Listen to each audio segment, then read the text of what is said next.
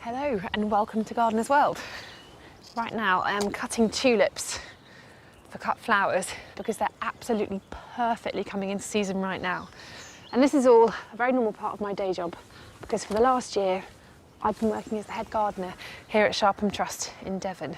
And these are our cut flower beds here in the walled kitchen garden.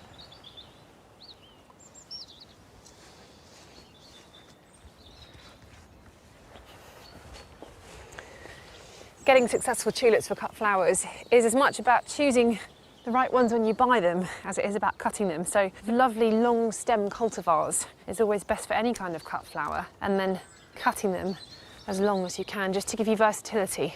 You can always cut them shorter when you want to, but if you have them long, when you're doing your arrangements, you can pick and choose a bit more. And they're just going straight into a bucket of water as that prolongs their life in a vase.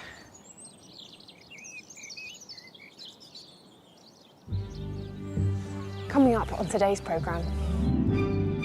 Toby visits a grower who, like me, has a passion for organic gardening and some nifty ways of keeping pests at bay.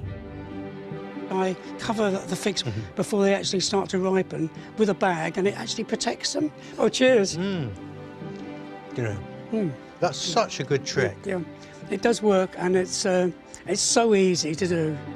We meet a gardener playing pyrotechnics with pot plants. Boom! The flowers start to go one by one and you've got a firework display going on. In London, we catch up with an inspiring woman growing an unusual range of heirloom veg on a small urban plot. Each individual nodule can be broken apart as if it was an individual tomato. So if you give a child this whole tomato, they can eat it as and when they're ready, which is just absolutely fantastic. And I've got some very exciting news to share with you. After years of dreaming and saving, I finally bought my first little house and I have my own garden, and I can't wait to share it with you all.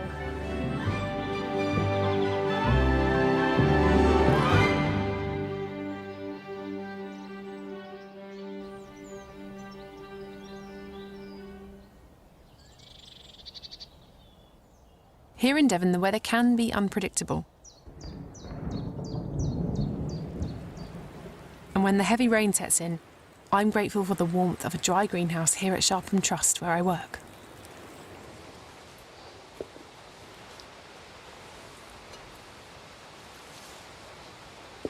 The amazing luxury of having a greenhouse means I can store tender plants. Now, for years I've been collecting pelargoniums, and because I've sort of moved around a bit over the past few years, I've always had to stick them in my mum's garden or friends' gardens, make some makeshift frost protection for them.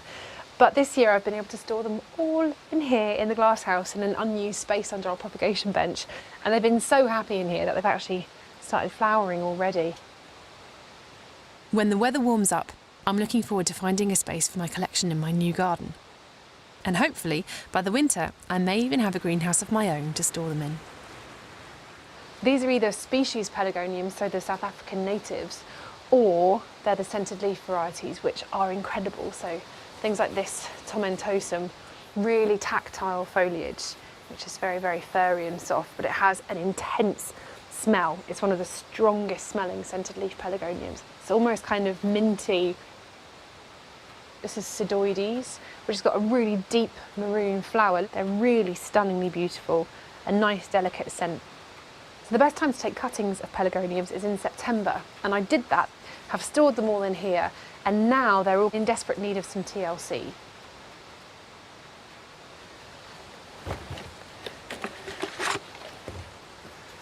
So what I have at the moment is these cuttings, which are ridiculously tall and leggy, and they'll grow like that perfectly happily, but they'll sprawl all over the place and never look fantastic.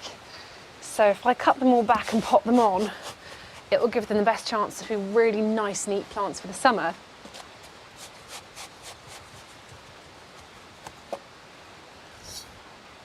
I'm using roughly a 50-50 mix of sand and peat-free potting compost because pelargoniums need really, really good drainage. Now, pelargoniums can be cut back quite hard in the spring. So if I take this one right down to here,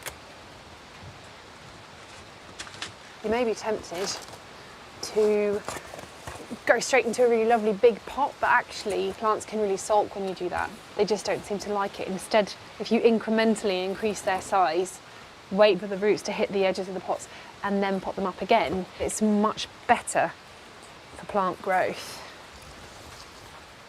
Now when you pot up anything or plant out anything, you have to give it a water so the roots can connect with the soil and begin to grow. But pelargoniums don't like to be too wet. So I'll water these now and then let them almost fully dry out before I water them again. And that's that. It doesn't look the most beautiful thing now, but you can already see these shoots just forming in the leaf axils there. They'll cover this plant and you won't see this cut at all in a few weeks' time. I'll leave them in the glass house to grow on a little bit and then harden them off and put them out and around the garden.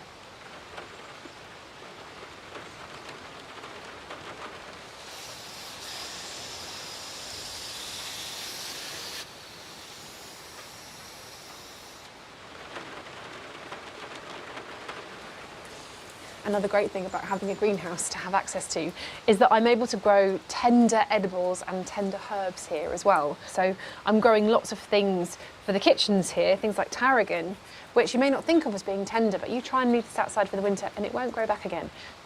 I'm also growing wasabi here. It's the first year I've grown this, so we'll see how that does. But the lovely thing is that the whole ethos of Sharpham is healing people through plants and through nature. And me and my love for medicinal herbs has meant that over the years I've grown loads of interesting things that I'm able to now bring in. So this is African bulbine, which is used as a sort of alternative to aloe. But if I snap off a piece, you can squeeze the flesh and gel comes out of those leaves. Fantastic for burned or sunburned skin. It's also incredibly beautiful. Look at those flowers. Now, these ones are for me. These are 3 little fruit trees that I've got. This one is a patio almond. This is the first time I've ever grown an almond, so I'm really excited about that. I also have a patio apricot here. Now these 2 are now ready to be hardened off and accustomed to outdoors, so I can take them home and pot them up.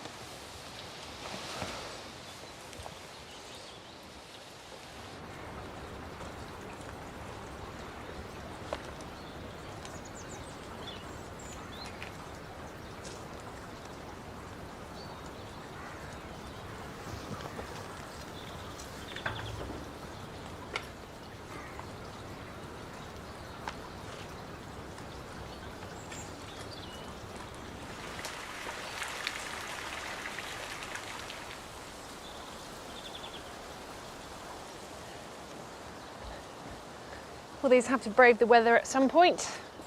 It may as well be on a day like today. There.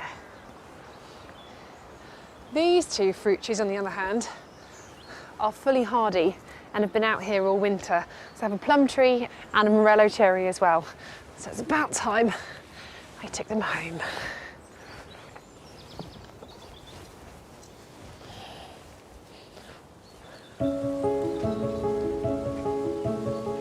Now, last September, on a far sunnier day, Toby went to meet a passionate gardener who, through forensic planning and bold vision, is growing an extraordinary array of edibles.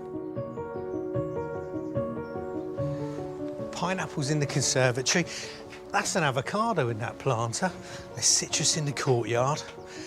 This is clearly a garden to whet the appetite.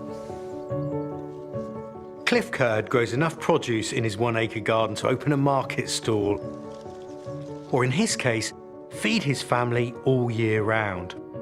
And I've come to find out some of the secrets of his success.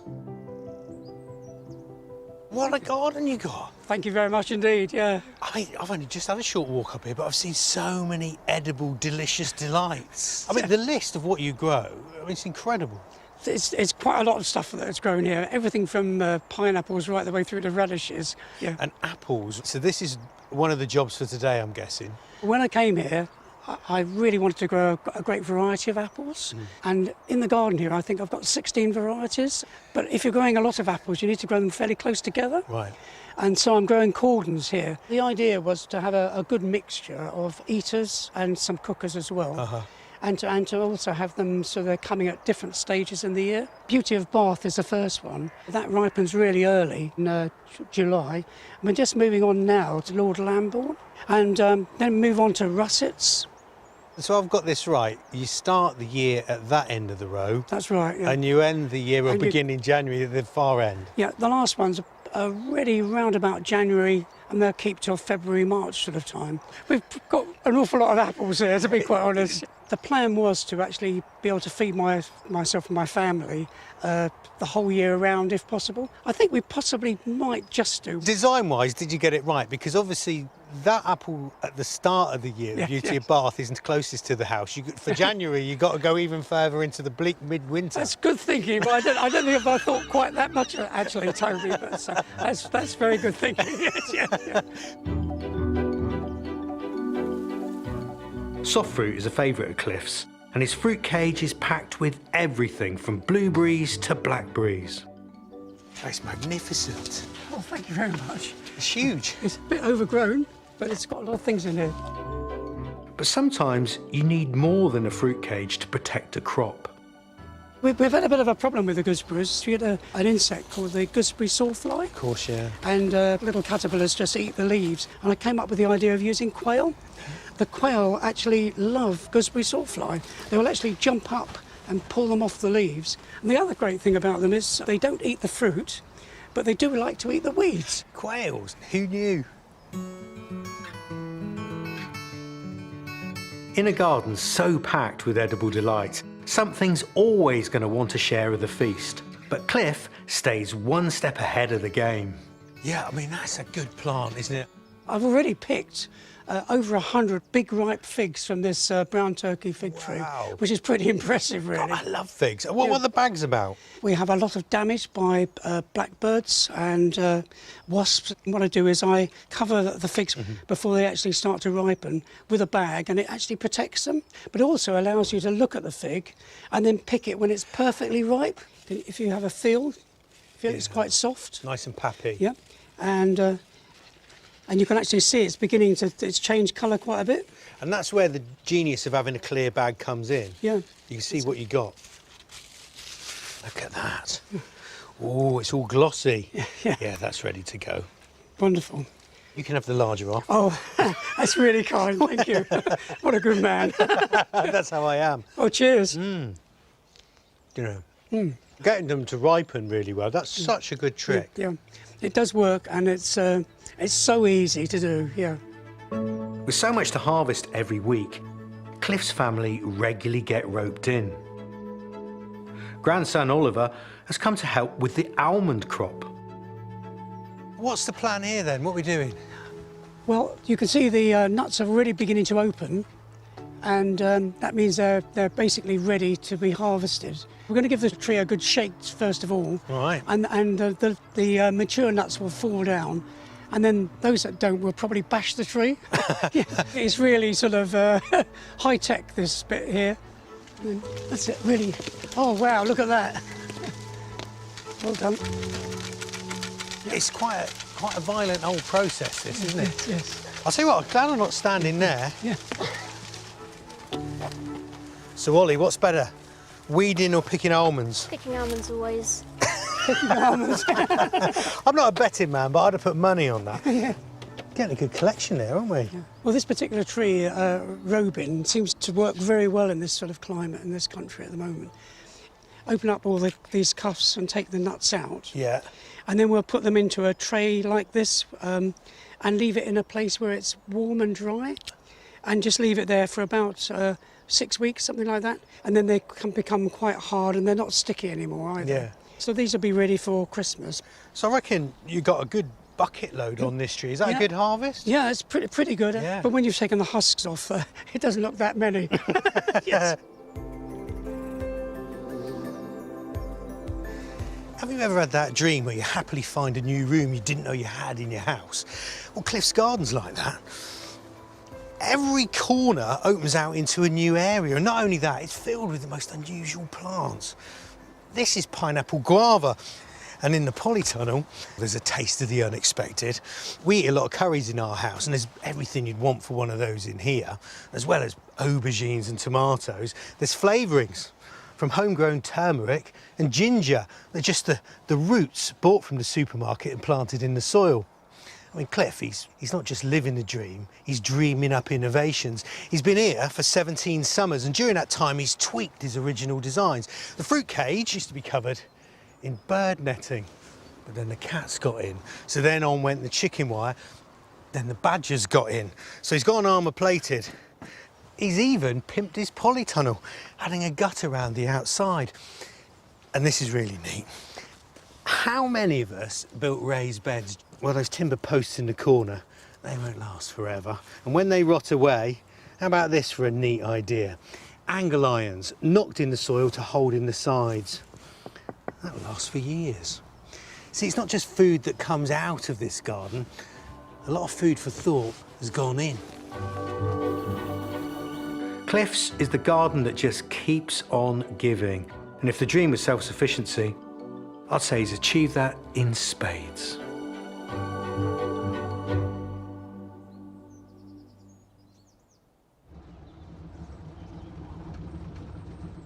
My new house is a short drive away from work. I moved in February, but the cold and wet weather hasn't really given me the opportunity to do very much, but that's okay. It's given me the time to think and to start making plans for the space I have. Spring is the perfect time to get to know a new garden, and my head's bursting with ideas. I can't wait to show you.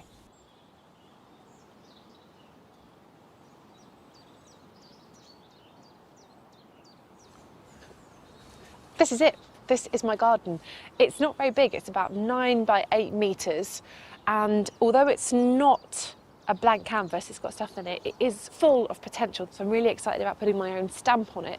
But what I don't want to do is tear everything out and start again. I'm really enjoying at the moment just observing the space and seeing how it changes. It's east facing, so in the winter it's completely dark, no sun at all. And now suddenly it's full of light, so that's a surprise.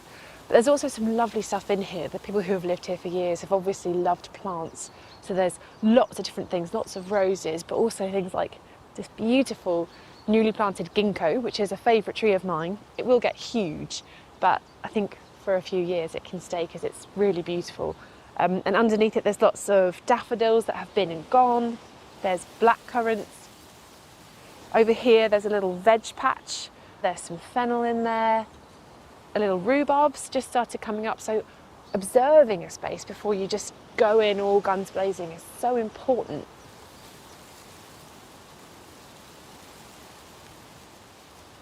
What is here is this huge bay tree. Now, I love bay, obviously it's a useful plant, so for me it should theoretically fit the bill, but in fact it is really quite big and overpowering in this space. So I think I'll just give it a bit of a chop back and keep it in check slightly.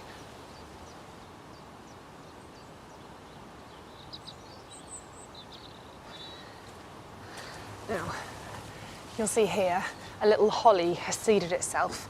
Little now, but it will get much bigger. So the first thing I'm going to do really in the whole garden is just remove this. So it's just a case really, because I don't want this to survive, of sawing it as near to the base as I possibly can.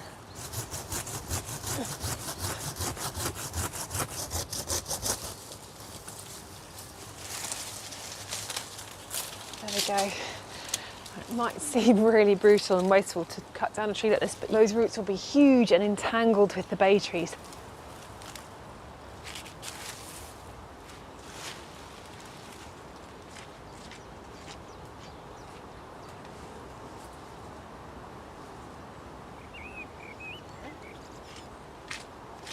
Something that I love about this garden is that it has a pond already. I always love having a pond for the wildlife, and I never actually manage to put one in wherever I am because I always buy plants instead. So for me, the fact that this pond is already here is amazing because it means I can just work with it and maybe even make it bigger, who knows. This is something I'm quite excited about. It's a dark-leafed elder with pink flowers, and that's amazing for making pink elderflower cordial, so that's staying. And then there's this olive tree, which I've had for years, and my sister's been looking after for me, And now it has a permanent home, though I'm not exactly sure whereabouts in the garden it will be happiest. Generally they like dry, sunny spaces, and near Dartmoor in the wet, I'm sure it'll be fine. Now it's time for one of your films, and we meet a couple with a real flair for upcycling.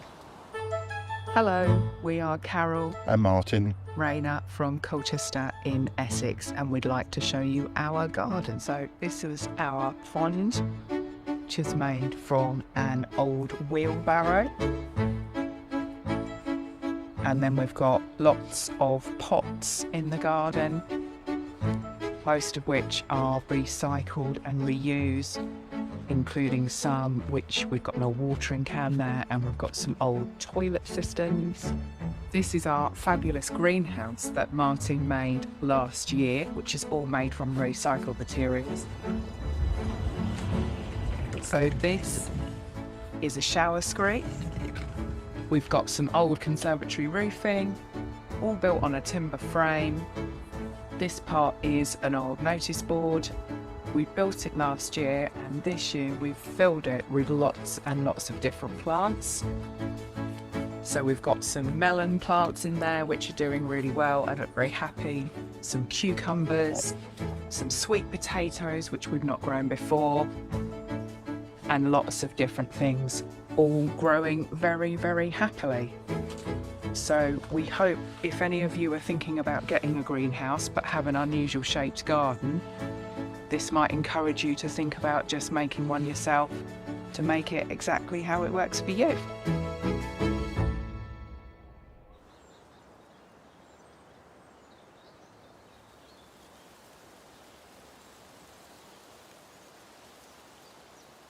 I have to say, Carol and Martin's greenhouse is amazing. I love the shower doors.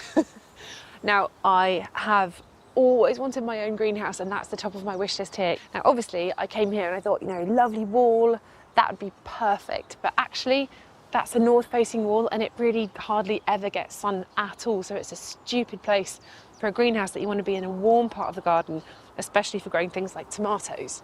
So actually, this space gets the sun first thing in the year, and I imagine last thing in the autumn as well. So this might be the perfect spot, but I have to be aware of not impinging my neighbours when they're enjoying their spaces too.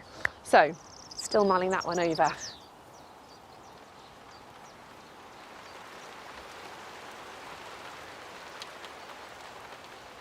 My mum and two of my grandparents were really keen gardeners. In fact, my granddad was even a grower during the war. But my love of gardening didn't really blossom until I was a late teenager. Luckily, now, if I ever want inspiration for my gardening, there are loads of places right on my doorstep I can go to. And one of them is Dartington Hall, just outside Totnes.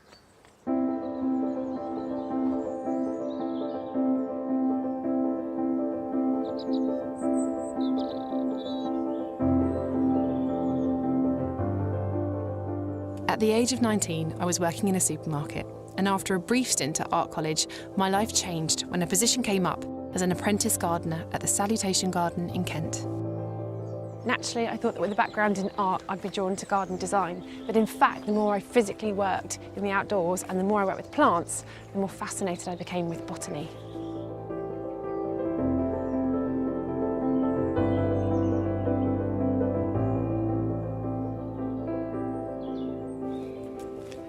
I've always been really struck by the idea that human endeavour can create something as beautiful as this.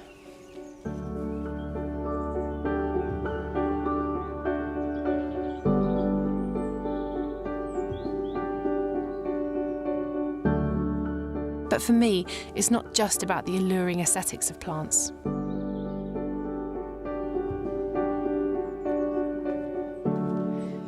As beautiful as this magnolia is, it also is so much more than that.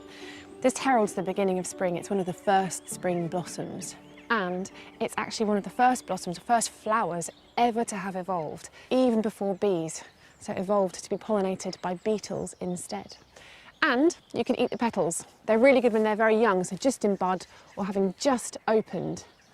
They taste very gingery, but the older they get a little bit more bitter. But the thing I love is I've always been so drawn to plants that have function as well as just beauty.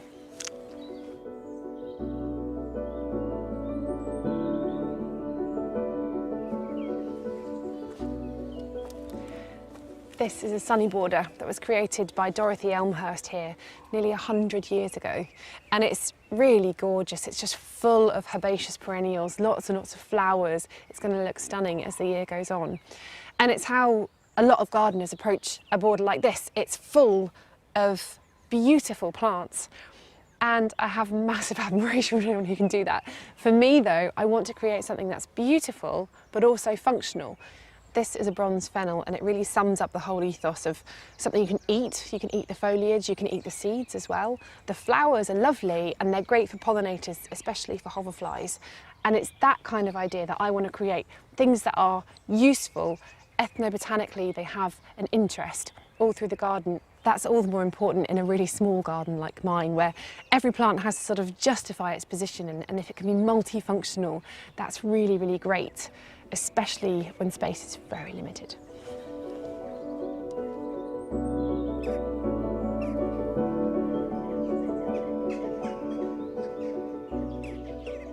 This historic garden has such an aura about it, and especially when you're standing under this ancient yew tree, you feel it. This is about 1,500 at least years old. Isn't that just completely mind-blowing?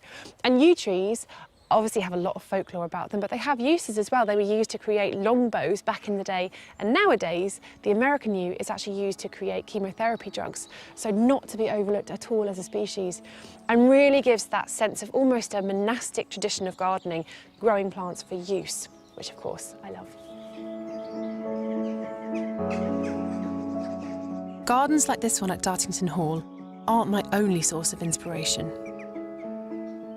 When I really want to switch off my brain from all the busyness of life, I always look to much wilder landscapes.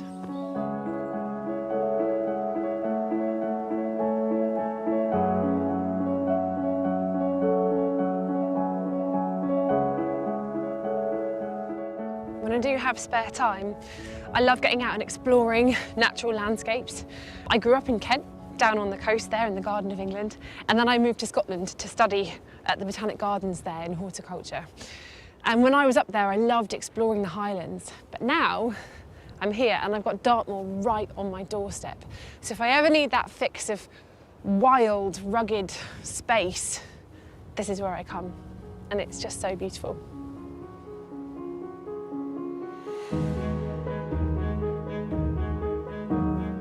I never really did gardening at all as a child. That was very much my mum's domain, but had a real kind of immersion in wildlife and nature as a kid.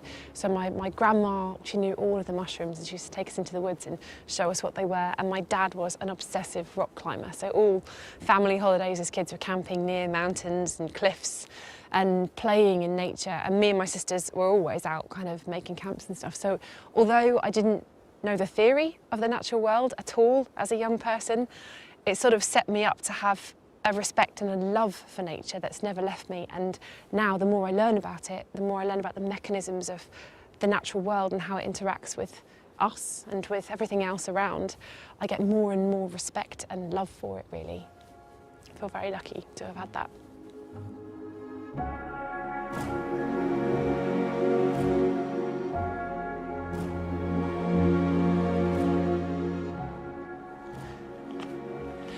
I love that humans are able to create beautiful gardens, but what really excites me is when human endeavour sort of clashes with the natural world. This is a quarry, so completely created by man, but nature is coming back in, and amongst all the old industrial detritus you can see planting that's happened on its own. So those birches that are just perched on the edge of the granite, they have hardly any root space. It stunts their growth, and when they hit the wind at the top of the quarry, that keeps them really, really short. But then some daffodils in amongst them that were probably planted by people, but maybe naturally occurred. And just seeing nature encroach on man-made spaces really excites me.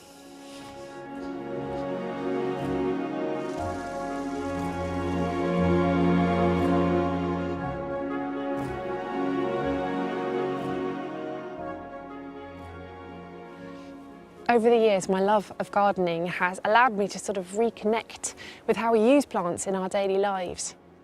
And I really want this slightly blank canvas of a space to be very natural feeling, so lots and lots of plants and not so much hard landscaping. But with any small garden, the real challenge is always in making these two things, useful plants and a wild feel like one cohesive design. But I really look forward to trying.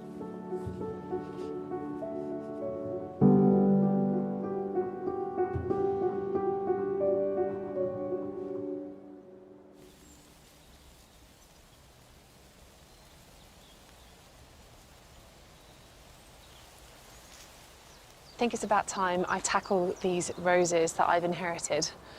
And because I don't know what any of these roses are, I don't know how pruning is going to affect them in terms of flowering, but it does definitely need a good prune. So, firstly, with any pruning, but especially when things are a tangle, if you remove all of the dead material, that will help you just to be able to see what you're working with. So I can see this branch here.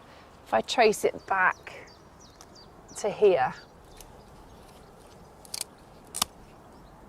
Now, pruning roses is always something that's best done at the very end of winter, early spring, and usually something that you can be a lot more brutal with than you might think.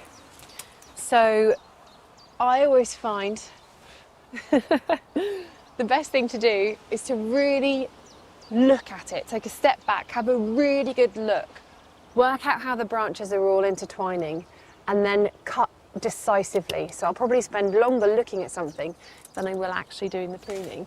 What you might find is if you do that, you might have less flower the first year, but you'll regenerate it so that it grows better the next year. So you can see there's some dead here. But rather than just cutting it here where the dead ends, instead I always follow it back to the main stem and make the cut there. But here, this main stem is actually some damage on it there and some dead on it here. And then if I follow that back, I can see it's also rubbing on this other branch as well. So actually, I'm going to make my cut right at that main framework. It will really neaten it up and make it clearer. Go. And you can see that by making really decisive cuts like that, you're quickly decongesting the whole rose. I'm not actually sure whether this rose is a climber or a rambler. Certainly something fairly big. It's not as drastic as it looks. I've actually got two branches tangled in here, but now I have to very carefully pull the cut one out without damaging the one that I want to remain and train into that gap there. There we go. So now you can see I've left one main stem, and that will give me a much neater, less congested framework for a healthier rose in future years. There, that is starting to look a lot better. Still to come on today's programme. We meet a gardener with a passion for pots. I'm known as a crazy pot lady. I think I'm kind of addicted to it. I can't really see a way of putting an end to it. And a woman growing an unusual range of heirloom veg on a small urban plot in London. This space is a little oasis in a concrete jungle, and it's been an absolutely magnificent way to engage the local community. But now it's time for one of your films. It's a beautiful April morning in central Bedfordshire. Hello, I'm Ron Whitlock and I'd like to welcome you to my garden. Over most of the 16 years that I've lived here with my partner Jane. She does the seed sowing and a lot of other jobs, and I do some of the heavy stuff. This is probably the best idea I ever had for the garden, and it's worked out brilliantly. It was a row here of about a dozen Leylandii trees, Cupressus Leylandii, which everybody hates, and I've discovered that there's one wonderful thing about them, and that is that if you chop off the branches, they never grow anymore. They die off, and it produces what you might call a grow your own fence. And what I did here was to attach some gardening wire to some screw eyes and train these pears and apple tree and a cherry against those wires. The trees were taken down to fence height and every other tree was taken out. That's my best tip.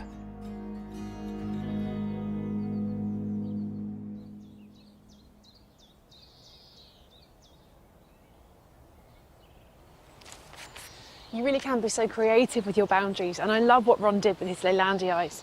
Very clever. Now, this rose is pretty much done, but I just need to tie the whole thing in. Before I do it though, I just have to head to my allotment. Come on, Roo. Now, if like me, space is at a real premium, then pots can be a great way to go in the garden. Next, we're off to meet a gardener in the Cotswolds who's taken container growing to the next level.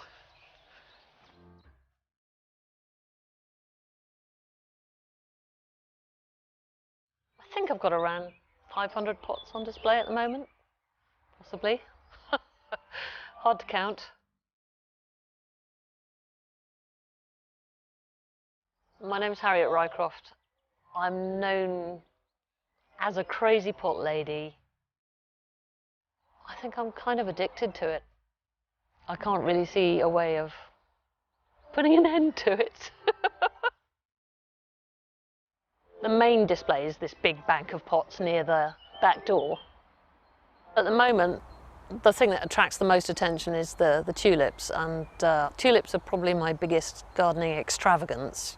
I love trying new ones, and this blast of colour you get at this time of year when you're really hungry for colour after the winter, it's fantastic.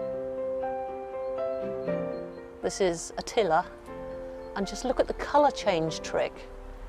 And they start off green, and then you just get this little tinge of colour, and then you get the full colour.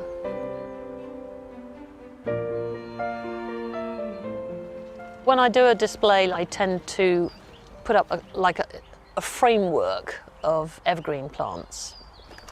So I got lots of conifers, lots of evergreen shrubs, perennials that have a bit of presence over the winter.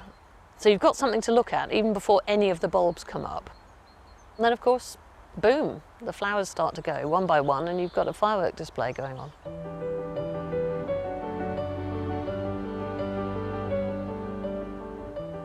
I think the reason why I plant so many pots is that I really need to be able to see plants from the house. And we can't see the garden from the house at all. So it's just kind of evolved. I've got two main planting times. I plant in the autumn and late spring, early summer. I use a peat-free multi-purpose compost and I add a bit of slow-release fertiliser as I'm planting. As each season comes along, you think, oh, this is good. But at this time of year, it all starts to go too fast and things start going over. And I'm thinking, oh, please slow down. It's a shame you don't have a kind of pause button.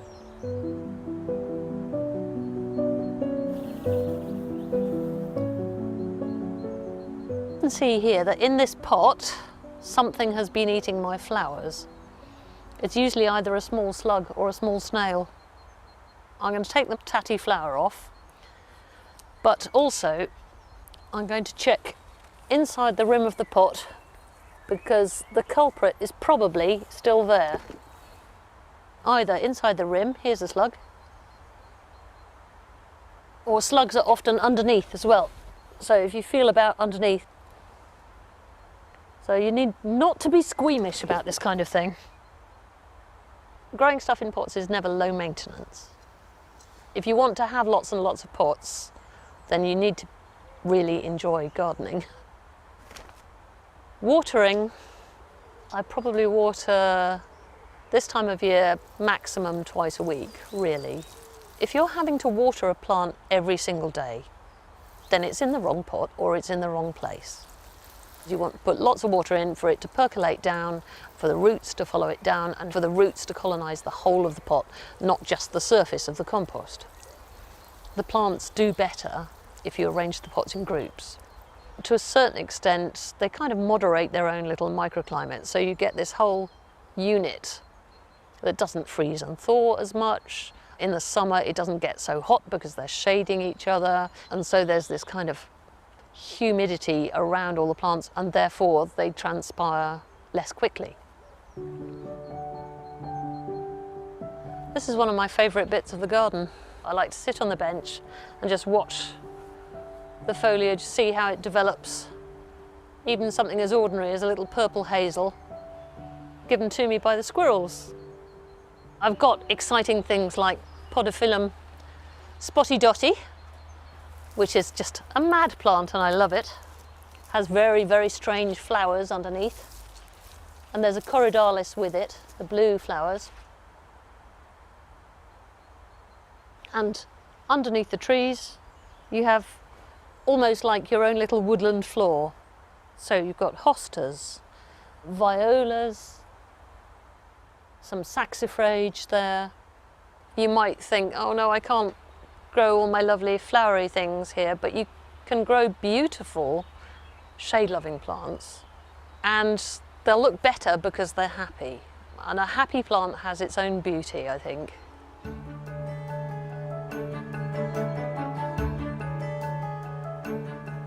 The grouping thing just really helps your plants to thrive, and it looks good, and you can play with it, you can adjust it. You know, you can bring something up higher. I'm a bit of a skip diver. I'll go and get bricks or whatever and build up little plinths for them to stand on. If you raise one up, you can get another one closer into it, and that's how you end up with 500 pots in your yard. It kind of snowballs because, you know, you see a nice plant, all your pots are full, so you need another pot. See a nice pot, might have to get another plant. Oh, that plant will look nice in it. So, you know, going shopping is dangerous. My husband has given up commenting, really.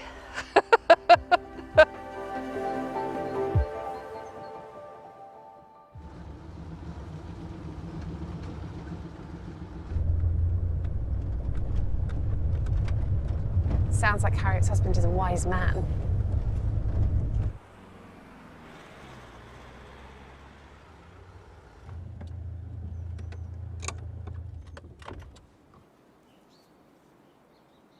When I first started living in Devon, I was lucky enough to get an allotment, and it's been an absolute lifesaver. While I searched for a home I could afford, it allowed me some much-needed outdoor space to grow my own produce.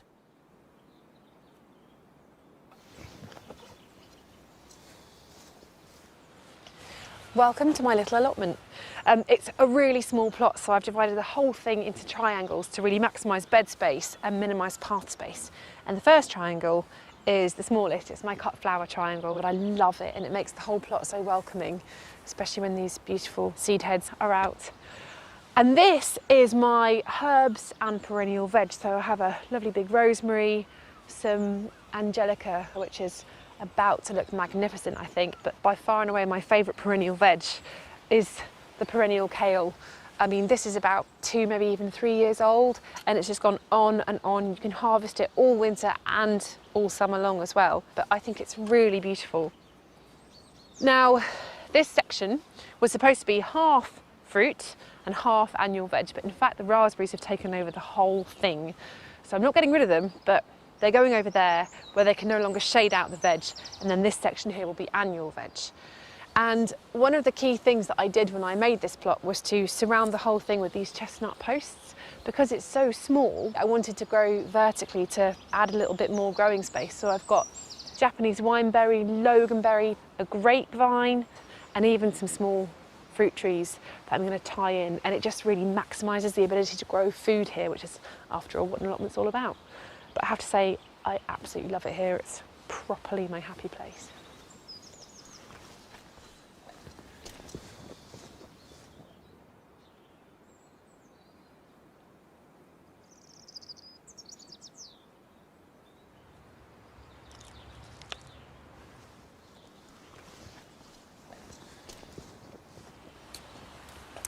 The other day when I came down here and did some weeding, I tried to move my wheelbarrow and found that actually my Japanese wineberry has layered itself between the wheel and the metal of the barrow. So where it's hit the ground, it's put on roots, which is actually amazing, and it's done it in 3 different places. So today my plan is to snip them off and put them up so I can tie in the wineberry and empty my wheelbarrow.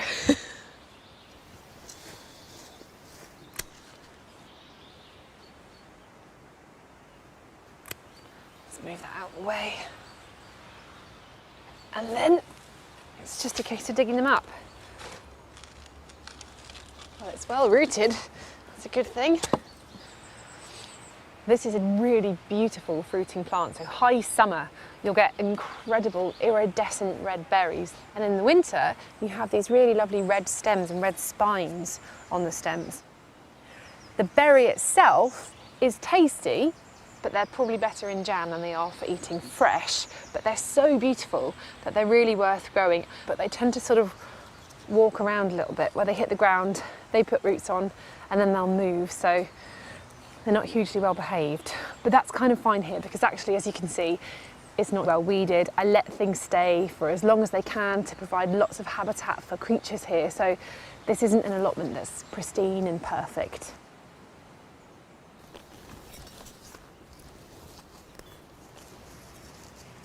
I suspect the weather will water these ones in, but if not, a little bit of water each, and that is 3 incredibly healthy little cuttings of Japanese wineberry that I basically didn't have to do anything in order to achieve, which is always nice.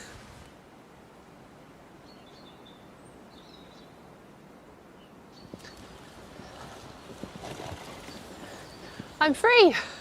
Well, my barrow is anyway. In that vein of keeping the allotment as wildlife friendly as I can, I always leave my grass seeds on for as long as physically possible. It's great for birds, for nesting, and for the seeds as well. But it's spring now, so it is absolutely time to take these seed heads off. This is Calamagrostis brachytricha, and it's one of my favourite ornamental grasses. I love having an allotment because on a day like today, when you're the only person here, you can really get some space from everything, space to think and just be. But when there are people here, allotment folk tend to be really lovely, and I just love being a part of this community.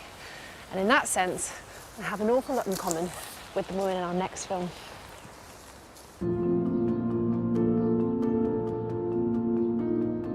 This space is a little place of refuge. A little oasis in a concrete jungle. Hi, I'm Lady Lindsay, and welcome to my allotment garden.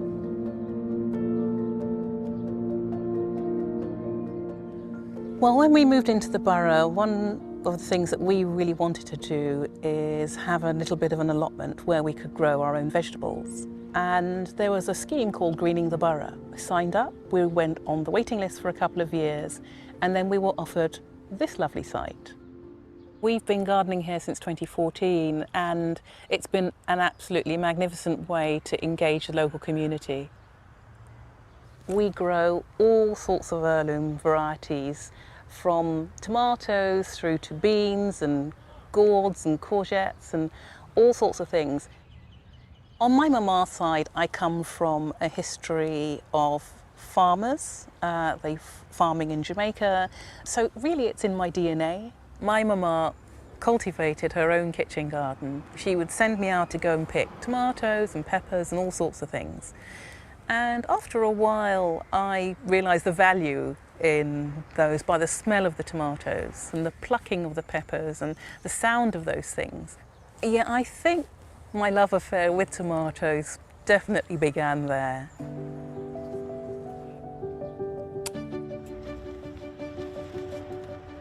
So this year I've grown 19 varieties of tomatoes, from dwarfs, cordons, indeterminates, and these wonderful garden gems are not only beautiful but absolutely exquisite in taste.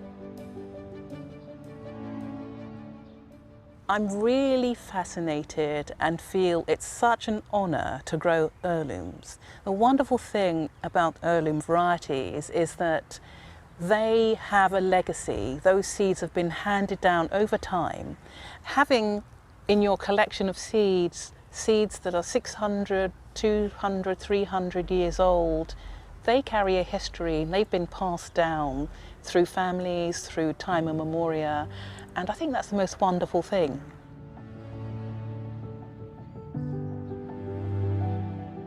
So this is one of the many heirloom varieties, tomatoes that I've been growing, and this one particularly is great fun. It's called pocketbook tomato. It's a great thing to grow in the garden for children. It's one whole tomato, but each individual nodule can be broken apart as if it was an individual tomato. So if you give a child this whole tomato, they can eat it as and when they're ready, which is just absolutely fantastic. Now this is my favourite tomato, Brad's Atomic Grape. It has the beautiful level of acidity and sweetness, gorgeous flesh, the perfect skin. It has these beautiful dark shoulders, and it's a beautiful stripy mix of yellow, green and a red bottom, and it's absolutely glorious. I'm going to open this for you to see. Look at that juice already, and as we open it, there it is. Absolute beauty. This year I've grown 5 different varieties of beetroot, and we're collecting the seeds from our albino beetroot. See, they're already beginning to fall.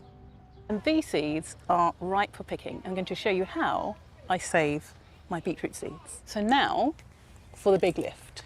Let's go. Oh! Oh! There we are. First I'm going to cut right at the top of the plant. These ones at the top are absolutely ready for harvesting. These are all ready, they're dried out and they're ready to be sown.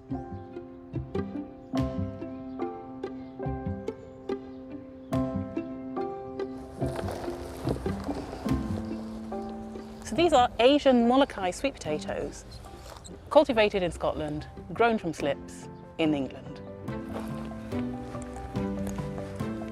There's a good few in here. They're really lovely and long.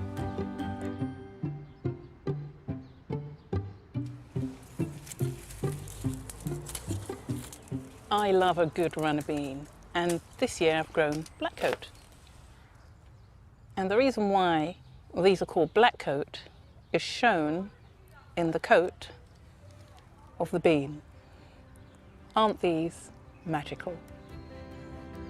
Now I would say that I am very much a part of this garden, and this garden is very much a part of me, and the community included, and that, I think, is something that I'm proud to have achieved.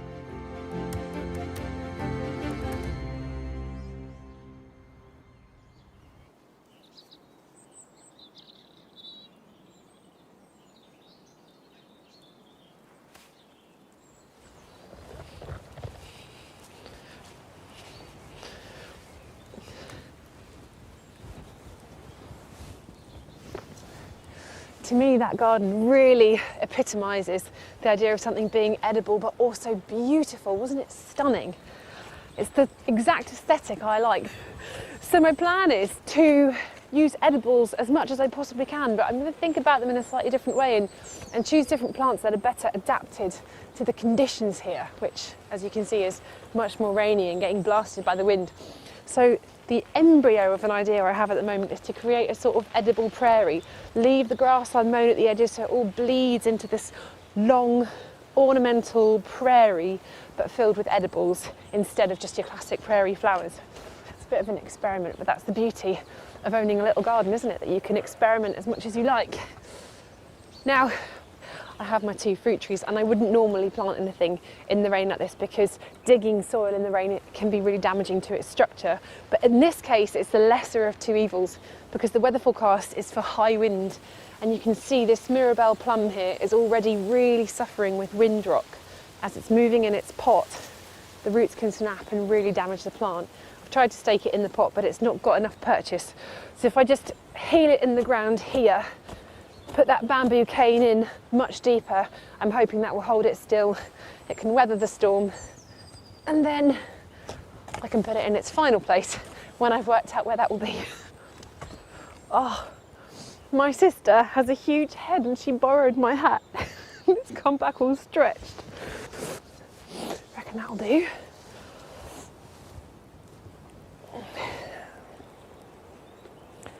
Now, I potted this up because I bought it bare rooted, so I'm not expecting the compost will be very solid around it.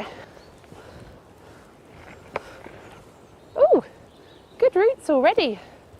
I'm really pleasantly surprised by that. And a worm. Okay, out of the way.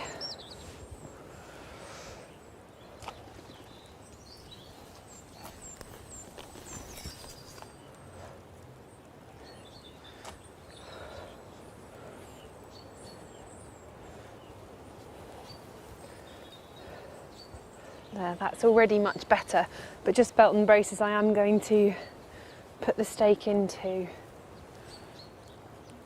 slight angle, as deep as I can get it. Hopefully that'll keep it safe until the wind's blown through.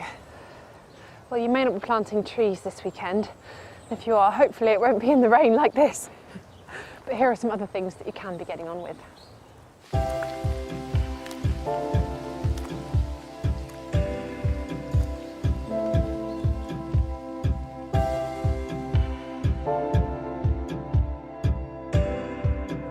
Ferns can look a bit scrappy at this time of year and often benefit from a quick tidy up. They're a great source of shelter for ladybirds and other insects over the winter, but now that the warm weather has arrived, they've done their job. Remove all the old foliage right back to the base to reveal the new shoots called croziers, just starting to emerge.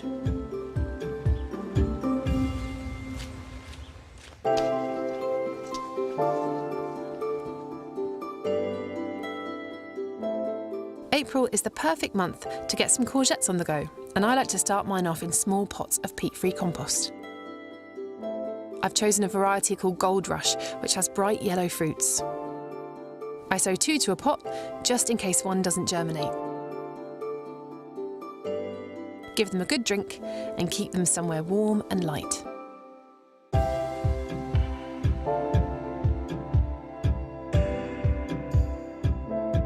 Weeds can be a devil to get rid of in paths and patios, so now's the time to get on top of them before they get too big.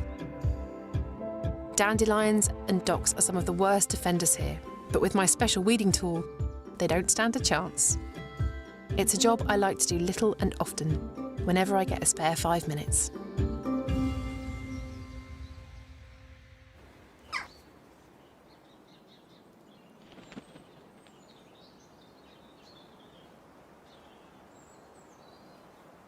Well there, I've spent a day discovering things about my garden, and this is a decent sized space and there's plenty to discover, so I'm really looking forward to that. But even this is a tree fern that I was convinced had died in the frost, and look at it, new croziers coming up, and this one appeared just this morning.